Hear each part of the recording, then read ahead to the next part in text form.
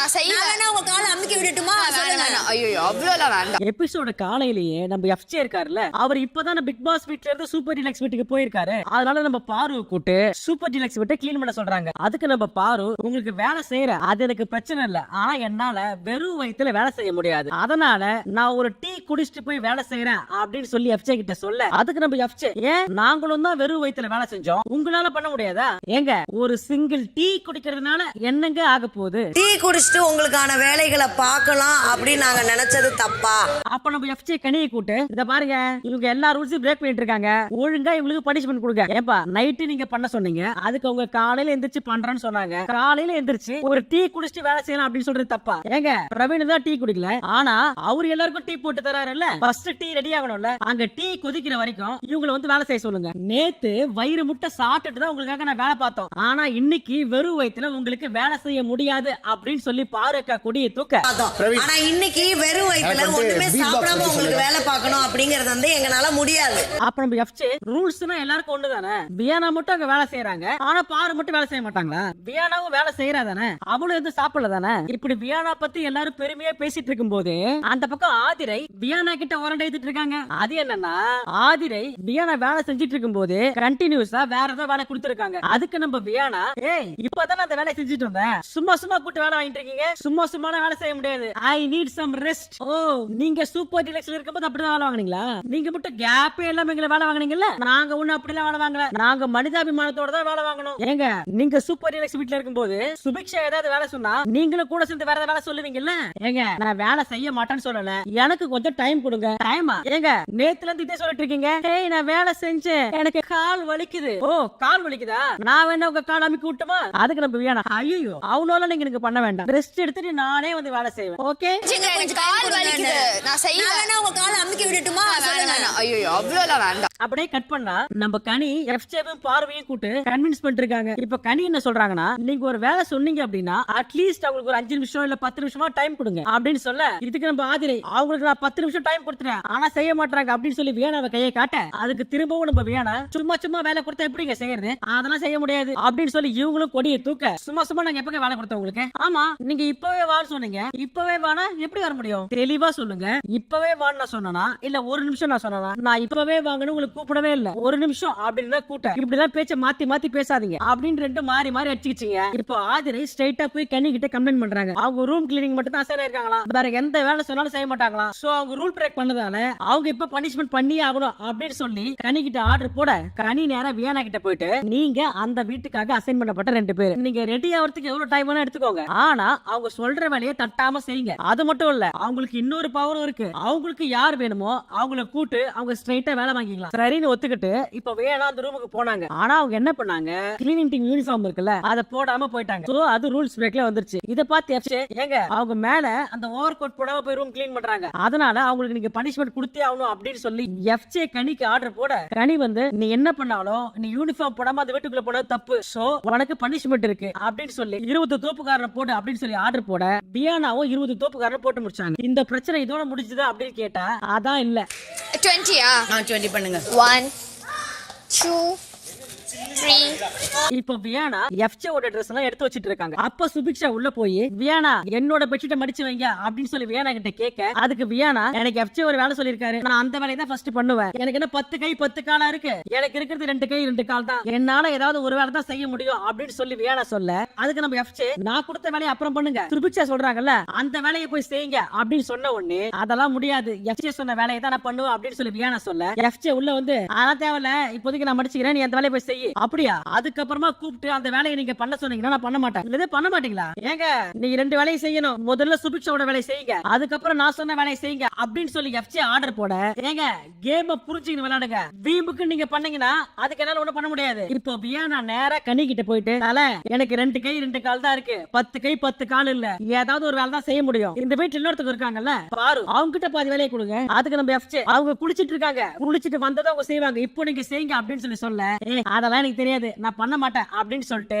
அதெல்லாம் எனக்கு தெரியாது நான் பண்ண மாட்டேன் அப்படின்னு சொல்லிட்டு வியானா அந்த இடத்த விட்டு போயிட்டாங்க. எனக்கு 2 கை 2 கால் தான் இருக்கு. எனக்கு 10 கை 10 கால் இல்ல. இப்ப நம்ம பஞ்சாயத்து தலைவி கனி உள்ள வந்து ஏங்க இத முடிச்சிட்டு அதை பண்ணுங்க பண்ண மாட்டேன்னு சொன்னா என்ன அர்த்தம்? ஏங்க நீங்க செஞ்ச அதே விஷயத்தை உங்களுக்கு திருப்பி செய்யும் போது ஏன் ஒத்துக்க மாட்டேங்கிறீங்க? 2 வாரம் இதே தான் நீங்க பண்ணீங்க. ஆனா அதே உங்களுக்கு திரும்ப வரும்போது உங்களுக்கு வலிக்குது, உங்களுக்கு குத்துதா? It's my wish to do. அவங்களுக்கு வேலை வாங்குறது அவங்க வேலை. அத அவங்க எப்படி கிட்ட வாங்குறாங்க அப்படின்றது அவங்க தேவை. they can't force me. அவங்க வேலை வாங்குற விதம்னு ஒண்ணு இருக்கு. அத கொஞ்சம் மரியாதையா சொல்லணும். புரியுதா? ஏங்க நான் யூனிஃபார்ம் போடல அப்படின்னு சொல்லி நீங்க பனிஷ்மென்ட் கொடுத்தீங்க நான் செஞ்சேன். ஆனா இந்த மாதிரி இவங்க ஆர்டர் போடுறது, இவங்க வேலை சொல்லி மிரட்டுறது, இதுக்கெல்லாம் நீங்க பனிஷ்மென்ட் கொடுத்தீங்கன்னா என்னால செய்ய முடியாது. அதையும் மீறி பிக் பாஸ் ஏதாவது சொன்னாருன்னா நான் பண்றேன். ஏங்க பிக் பாஸ் வந்து எல்லாருக்கும் சொல்லிட்டு இருக்க மாட்டாரு. எதுக்கு வீட்டு தலன்னு சொல்லி என்ன உட்கார வச்சிருக்காங்க? இங்க நான் தான் ஆர்டர் போடுவேன். அதுக்கு ஆதிரையும் கனியும் என்ன சொன்னாலும் வியானா கன்வின்ஸ் ஆகிற மாதிரி தெரியல. அடுத்து கதை சொல்லும் நேரம். இப்போ பாரு தன்னோட கதையை சொல்றாங்க. அவங்க என்ன சொன்னாங்கன்னா, நான் தான் எங்க வீட்டுல கடைசி புள்ள, செல்ல புள்ள, மதுரையில் பிறந்த சுதர தமிழ் பெண். எங்க அம்மாவுக்கு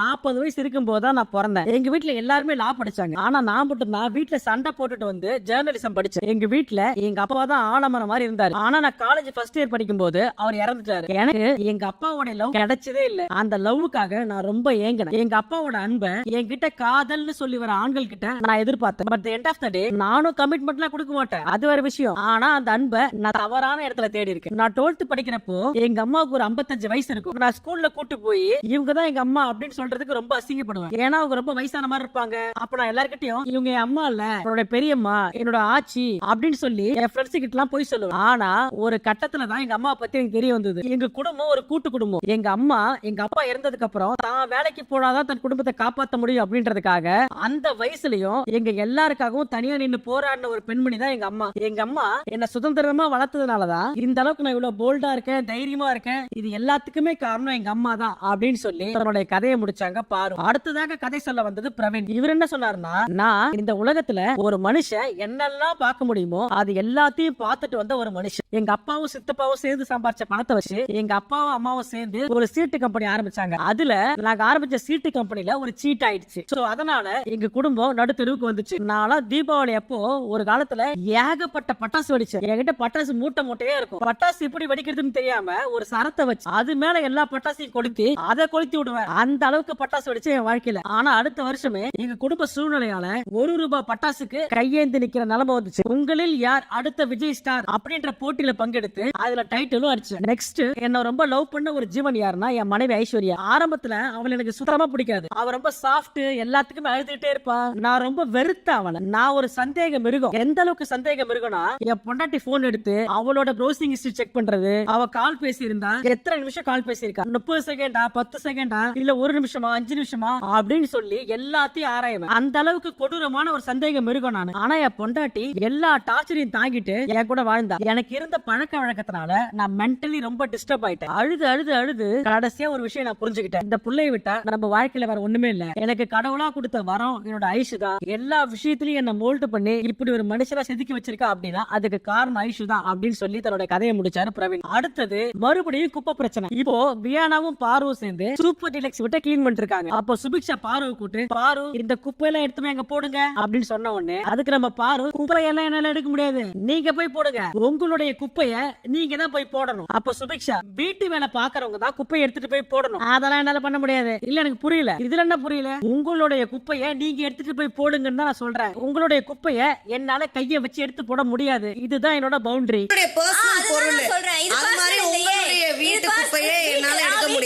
அப்ப நம்ம ஆதரை உள்ள போந்து, ஏங்க இப்ப என்னோட செருப்படுத்து வைக்க சொல்றேன்னா அது என்னோட பர்சனல், அதை நான் பண்ணிக்கிறேன். ஆனா குப்பை எடுத்து போடுறது உங்களுடைய வேலை, நீங்க தான் எடுத்து போடணும். உங்க வீட்டு குப்பைய என்னால எடுக்க முடியாது. ஏங்க வீட்டு வேலை செய்யத்தானே நீங்க இங்க இருக்கீங்க, அப்புறம் செய்ய மாட்டேன்னா? வீட்டு வேலை செய்யறவங்களா இருந்தாலும் அவங்க வீட்டுல இருக்கிற குப்பைய அந்த வீட்டுல இருக்கிற நபர்கள் தான் வந்து கவரை சுத்தி தூக்கி போடுவாங்க. ஆக்சுவலா பாரு என்ன சொல்றாங்கன்னா, நான் பெருக்கிறேன், துடைக்கிறேன், எல்லாமே பண்றேன், ஆனா கூட்டி வச்ச குப்பைய நீங்க தான் மடிச்சு எடுத்துட்டு போய் குப்பையில போடணும். உங்க குப்பையெல்லாம் என்னால கையை வச்சு அள்ளி போட முடியாது அப்படின்னு சொல்லி பாரு கட் அண்ட் ரைட்டா இருக்காங்க. சரி ஓகே, அப்ப நான் எல்லாத்தையும் எடுத்து கவர்ல போட்டு மடிச்சு வச்சிட்டா நீங்க எடுத்துட்டு போய் போடுவீங்களா? அதெல்லாம் முடியாது. நீங்க தான் கவர்ல எடுத்து போடணும், நீங்க தான் கொண்டு போய் குப்பை தொட்டிலையும் போடணும். உங்க குப்பையை என்னால கையில எடுக்க முடியாது. ஏங்க விக்ரம் எல்லாம் பண்ணாருல்ல, நீங்க மட்டும் ஏன் பண்ண மாட்டீங்க? ஏப்பா இந்த வீட்டுல எல்லாமே இப்படிதான் நடக்குது. இந்த வீட்டுல ஒரு 10 பேர் ஒரு விஷயத்த பண்றாங்க அப்படின்னா ஒருத்தர் மட்டும் பண்ண மாட்டாரு சொன்னா அவரு கெட்டவளா ஆயிடுறாரு. இப்போ ஆதிரை பாரு கிட்ட இருந்து டைவர்ட் பண்ணி வியானா கிட்ட போனாங்க. அப்ப ஆதிரை வியானா பார்த்து, இந்த பாருங்க இங்க குப்பை நிறைய இருக்கு,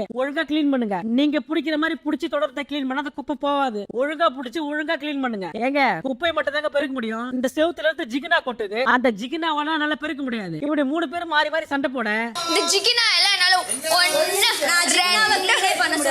இப்படி 3 பேர் மாறி மாறி சண்டை போட்டுக்க. அங்க இருந்து நம்ம வீட்டுல கனி இந்த பிரச்சனைக்குள்ள மூக்க நுழைக்கிறாங்க. ஏமா பாரு, உனக்கு என்னமா பிரச்சனை? இந்த குப்பையை எடுத்து போட மாட்டியா? ஏங்க விக்ரம் பண்றாரு, நீங்க பண்ணுங்கன்னு சொல்றாங்க. விக்ரம் பண்ணதால என்னால பண்ண முடியாதுங்க. ஏங்க விக்ரம் பண்ணதால உங்களை பண்ண சொல்லல, விக்ரம் பண்ணவே இல்லனா கூட நீங்க இத பண்ணி தான் ஆகணும். ஏங்க இது பேசிக் திங்ஸ்ங்க. இது சூப்பர் டிலக்ஸ் வீட்ல இருந்தாலும் ஒரு தனி நபர் குப்பையை ஒரு தனி நபர் தான் எடுத்து கட்டி குப்பையில போடணும். மத்தபடி வீடு கிளீன் பண்றதெல்லாம் நான் பண்றேன். ஆனா ஒரு தனி நபர் குப்பையை என் கையை வச்சு நான் எடுக்க மாட்டேன் அப்படின்றத அக்கா திரும்ப திரும்ப சொல்லிட்டு இருக்காங்க. இந்த குப்பை பிரச்சனை போகுது, பேசுறாங்க ஒரு தீர்வே வந்த பாடு இல்ல. இதுக்கு நடுவுல ஆதிரை வியானா பார்த்து ஒழுங்கு காட்ட, பதிலுக்கு வியானாவும் ஆதிரையை பார்த்து ஒழுங்கு காட்ட பிரச்சனை பீக்ல போயிட்டு இருக்கு.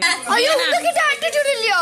அம்மம்மா ஐயோ இந்த பிரச்சனை போயிட்டு இருக்கும் போதே கனி அக்கா ஒரு சில அட்வைஸ் எல்லாம் கொடுக்குறாங்க. ஏங்க நீங்க பெருக்கிற மாதிரி பெருக்கலாம் குப்பை போவாதுங்க, நான் சொல்ற மாதிரி குனிஞ்சி நிமிந்து பெருக்குங்க. ஏங்க எங்களால வேலை தான் செய்ய முடியும், நீங்க சொல்ற மாதிரிலாம் குனிஞ்சி நிமிந்தெல்லாம் பெருக்க முடியாது. நீங்க நல்லா சமைப்பீங்க, உங்களை மாதிரி என்னை சமைக்க சொன்னா என்னால முடியுமா?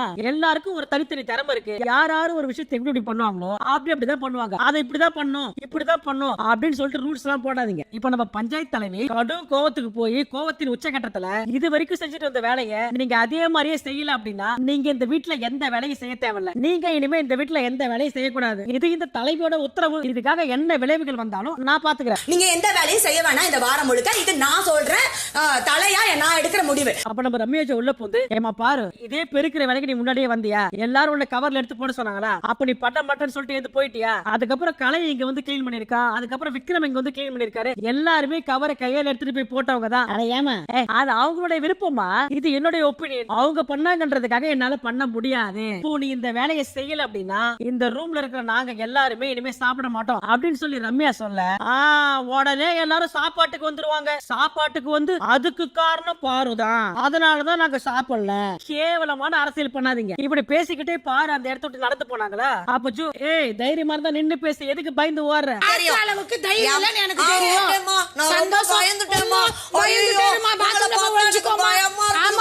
பாருமா, நான் சொல்றத நல்லா கேளு. ரூல்ஸ் உங்களுக்காக போடல. இங்க எப்படி பெருக்கணும், எப்படி அடுக்கணும் அப்படின்றது இன்னைக்கு போடல. டே 1ல இருந்து போடப்பட்ட ரூல்ஸ். அத 20 பேர் ஃபாலோ பண்றாங்க. இந்த ரூல்ஸ் எனக்கு பிடிக்கல, நான் இப்ப அதை மாத்துவா அப்படின்னு சொல்றது ரொம்ப ரொம்ப தப்பு. ஏங்க 20 பேர் பண்றாங்கன்னா ஒரு 2-3 பேர் அதை பண்ணல அப்படின்னா நீங்க ஏன் அந்த 2-3 பேரோட கருத்தை எடுத்துக்க மாட்டேங்கிறீங்க? இது இவ்வளவு நேரமா சைடுல இருந்து பார்த்தா நம்ம எஃப்சே புது விதமான ஒரு கருத்தை உள்ள வைக்கிறாரு. அது என்னன்னா, ஏங்க அன்னைக்கு பிக் பாஸ் டின்னருக்கு கூட்டாரு. அன்னைக்கு நாங்க ட்ரெஸ் எல்லாம் பண்ணிட்டோம், இந்த பாத்திரத்தை மட்டும் கழுவி கொடுங்க அப்படின்னு சொன்னதுக்கு சுபிக்ஷா என்ன சொன்னாங்க?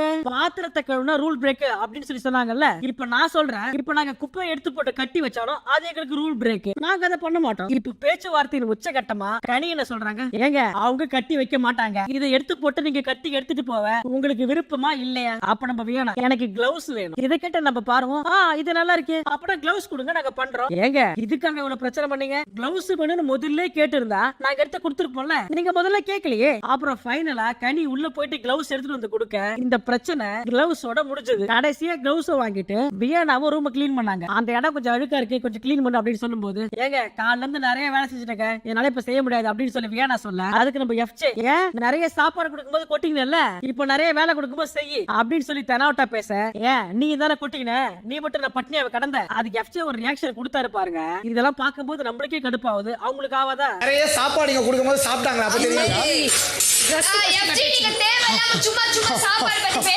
என்னதான் ஒருத்தவங்களை வேலை வாங்கினாலும் நீ இம்மாத்திர கொட்டிக்கின, உன்னால இம்மா வேலை செய்ய முடியாதா அப்படின்னு சொல்லி வெறுப்பேற்றதெல்லாம் ரொம்ப தப்பு. என்ன கேட்டீங்க அப்படின்னா எஃப்சே அந்த இடத்துல அந்த வார்த்தையை விட்டு இருக்கவே கூடாது. இதுக்கு நீங்க என்ன சொல்றீங்க அப்படின்றத கமெண்ட்ல சொல்லுங்க. அவங்களும் பேசி முடிச்சுட்டு கம்முன்னு போலான்னு பார்த்தா அதுக்கு மறுபடியும் நம்ம எஃப்சே சாப்பாடு எவ்வளவு கொடுத்தாலும் சாப்பிட்டுட்டே இருக்காங்க, ஆனா வேலை எவ்வளவு கொடுத்தாலும் முடியாதுன்னு சொல்றாங்க. இதை கேட்ட வேணா ரொம்ப ஹர்ட் ஆயிட்டாங்க. அப்ப பாருகிட்ட போயிட்டு ஒருத்தவங்க சாப்பிட்ட சாப்பாட நீ எப்படி சாப்பிட்டன்னு கேட்பான்.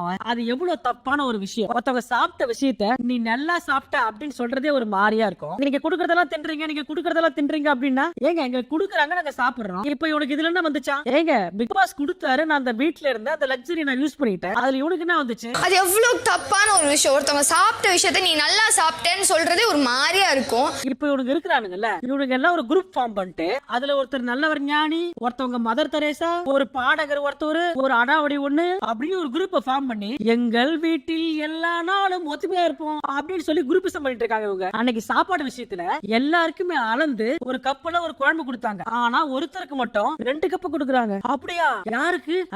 அத நான் உங்ககிட்ட சொல்ல மாட்டேன், சொல்ற வேண்டிய இடத்துல சொல்றேன். ஒரு குரூப் ஃபார்ம் பண்ணிட்டு அதுல ஒருத்தர் நல்லவர் ஞானி, ஒருத்தவங்க வந்து மதர் தெரேசா அம்மா, எங்கள் வீட்டில் என்ன ஆனாலும் ஒத்துமையா இருப்போம். அடுத்த டாஸ்க். இப்போ இந்த பிக் பாஸ் வீடு ஜூஸ் ஃபேக்டரியா மாறப்போகுது. அது என்னன்னா, ஜூஸ் ஃபேக்டரி ஓனராக ஒரு அணி இருக்க வேண்டும். அந்த ஜூஸ் ஃபேக்டரி ஓனர் என்ன செய்யணும்னா, அவங்க ரெடி பண்ற ஜூஸ பிக் பாஸ்க்கு எக்ஸ்போர்ட் பண்ணணும். இப்ப இந்த ஜூஸ் செய்யறதுக்கு பாட்டில் வேணும்ல, இப்போ கன்வேயர்ல நிறைய பாட்டில் எல்லாம் வரும். அந்த பாட்டில் எல்லாத்தையுமே கலெக்ட் பண்ணி அதை வாஷ் பண்ணி கிளீன் பண்ணி கொண்டு போயிட்டு ஜூஸ் ஃபேக்டரி ஓனர் கிட்ட கொடுக்கணும். இப்போ ஓனர் என்ன பண்ணணும்னா, அவங்க கிளீன் பண்ணி கொடுக்கிற பாட்டில வாங்கி அதுக்குள்ள ஜூஸ ஊத்தி அதை கொண்டு போயிட்டு குவாலிட்டி செக்கிங் டீம் கிட்ட கொடுக்கணும். இப்போ இந்த குவாலிட்டி செக்கர் என்ன பண்ணலாம்னா, அந்த ஜூஸ் அப்ரூவ் பண்ணலாம், அது நல்லா இல்ல அப்படின்னா அதை ரிஜெக்டும் பண்ணலாம். அப்புறம் பாட்டில் பேக்கெட் செய்யற விதம், அந்த ஹைஜீன், ஜூஸ் உடைய கலர், டேஸ்ட், இது எல்லாத்தையுமே வச்சு அதை அப்ரூவ் பண்ணலாம், அப்படி இல்லைன்னா ரிஜெக்ட் பண்ணலாம். அப்படி அந்த குவாலிட்டி செக்கர் அப்ரூவ் பண்ண பாட்டில் எடுத்துக்கிட்டு ஹவுஸ் ஓனர் கொண்டு போயிட்டு கன்ஃபெஷன் ரூம்ல பிக் பாஸ் கிட்ட கொடுக்கணும். இப்போ பிக் பாஸ் அந்த பாட்டில வாங்கிட்டு ஒரு பாட்டிலுக்கு ஒரு காயின் அப்படின்னு சொல்லி கொடுப்பாரு. இப்போ அந்த காயின்ல ஓனர் எவ்வளவு வச்சுக்கணும், அந்த பாட்டில் சப்ளை பண்ணவங்களுக்கு எவ்வளவு கொடுக்கணும் அப்படின்றது எல்லாமே அந்த ஓனருடைய டெசிஷன் தான். இப்போ ஜூஸ் ஓனர்ஸ் யாருன்னா, சூப்பர் ரிலாக்ஸ் வீட்ல இருந்து ஒரு 6 பேர். இப்போ இந்த பாட்டில் சப்ளை பண்றவங்க பிக் பாஸ் வீட்ல இருந்து ஒரு 9 பேர். இப்போ QC அதிகாரி பிக் பாஸ் வீட்ல இருந்து ஒருத்தர், சூப்பர் ரிலாக்ஸ் வீட்ல இருந்து ஒருத்தர். இப்போ இந்த QCக்கு என்ன தகுதினா, இப்போ QC ஆன ஓடி பாட்டில கனெக்ட் பண்ண முடியாது. ரெண்டாவது, அத திறமையா பேசி அந்த பாட்டில வைக்கவும் முடியாது. ஆனா குறை மட்டும் நல்லா சொல்லுவாங்க அப்படின்னு நீங்க நினைக்கிற 2 பேரை சூஸ் பண்ணணும் அப்படின்னு சொல்லி பிக் பாஸ் சொன்னாரா.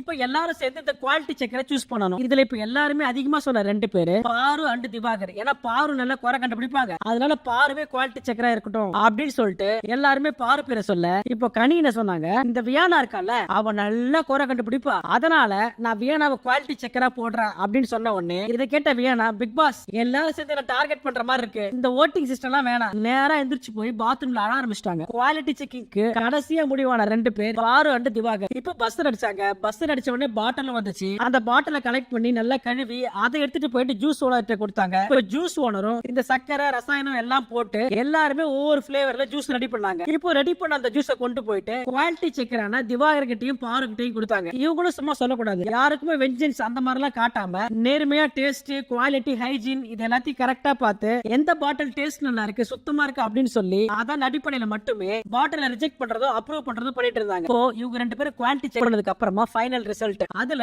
ரம்யா கொடுத்த 10ல 2 அப்ரூவ்டு, மீதி 8 ரிஜெக்ட். அடுத்து ஆதிரைக்கு 2 அப்ரூவ்டு, 6 ரிஜெக்ட். அடுத்து சபரிக்கு 9 ரிஜெக்டட், 1 அப்ரூவ்டு. அடுத்து சுபிக்ஷா அவங்க கொடுத்த 6 பாட்டில்ல 5 ரிஜெக்டட், 1 மட்டும் செலக்ட். அப்புறம் நம்ம FJ கொடுத்த 3மே ரிஜெக்ட். அதுக்கு காரணம் கேட்டா அதுல டேஸ்டும் இல்ல ஸ்மெல்லும் இல்ல அப்படின்னு சொல்லி 3 தூக்கி குப்பையில போட்டாங்க நம்ம குவாலிட்டி செக்கிங் டீம். அடுத்து நம்ம வினோத்தை கூப்பிட்டு, ஏப்பா நீ கொடுத்தல அதுல எல்லாமே பாட்டில் டேமேஜ், ஜூஸ் உள்ள நிறைய அழுக்கு இருக்கு, அதனால நீ கொடுத்த எல்லாமே ரிஜெக்டட் அப்படின்னு சொல்லி மொத்தமா முடிச்சு விட்டாங்க. இப்போ அப்ரூவ் ஆன பாட்டில் எடுத்துட்டு போயிட்டு கன்ஃபெஷன் ரூம்ல பிக் பாஸ் கிட்ட கொடுத்தாங்க ஹவுஸ்மேட்ஸ். அதுக்கு நம்ம பிக் பாஸ் எத்தனை பாட்டில் அப்ரூவ் ஆச்சோ அத்தனை பாட்டிலுக்கு ஒரு காயின் தனித்தனியே கொடுத்தாரு. இப்போ பிக் பாஸ் என்ன சொன்னாருன்னா, இந்த காயினை நீங்க எடுத்துட்டு போய் வீட்டுல கொடுக்க போறீங்களா இல்ல நீங்களே வச்சுக்க போறீங்களா அப்படின்னு கேட்கும்போது, இல்ல நாங்க யாரும் கொடுக்கல அப்படின்னு சொல்லிட்டு எல்லா காயினுமே அவங்க பேர் போட்ட பொட்டியில போட்டுட்டு வீட்டை விட்டு வெளியே போயிட்டாங்க. ஃபேக்டரி டாஸ்க் தற்காலிகமாக நிறுத்தப்பட்டிருக்கு. இது மறுபடியும் நாளைக்கு காலையில கண்டினியூ ஆகும். இதோட இந்த எபிசோட் முடிஞ்சது. இந்த பிக் பாஸ் ரிவ்யூ நீங்க கேட்கும்போது தேவையில்லாத கண்டென்ட் எல்லாம் உள்ள போட்டு